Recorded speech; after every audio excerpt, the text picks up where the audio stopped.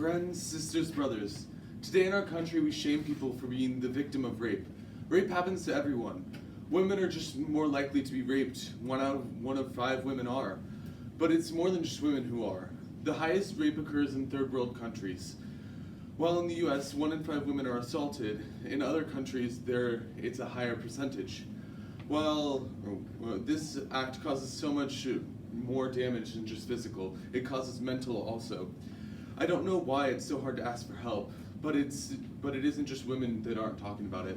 Men are even more likely to never tell anyone about their experience.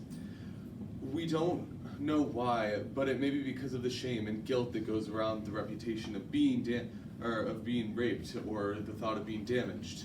People don't talk about it, but instead they keep it inside and are too afraid to face the consequences. If we want to change this problem, we have to speak out about it. But before we do, people have to know that there is someone there that will be by their side and will be there to help support them. It takes so much courage to confess what's happened to you. So when you finally have enough courage to reach out and tell someone that's trustworthy.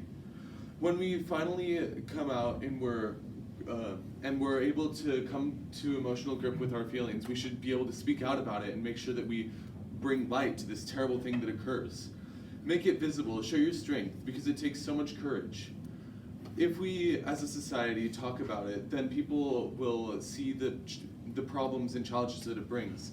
It brings trauma. When people internalize their abusive experience, then they start to feel worse. After the event happens, people start to disconnect their emotions from their start to disconnect their emotions and their mentality from their body and try not to think about any emotions. People can develop bad mannerisms like severe depression, which can lead to them using drugs and abusing terrible substances. We can help people by giving them full support. The biggest thing is that we need to make sure that everybody's comfortable with their body.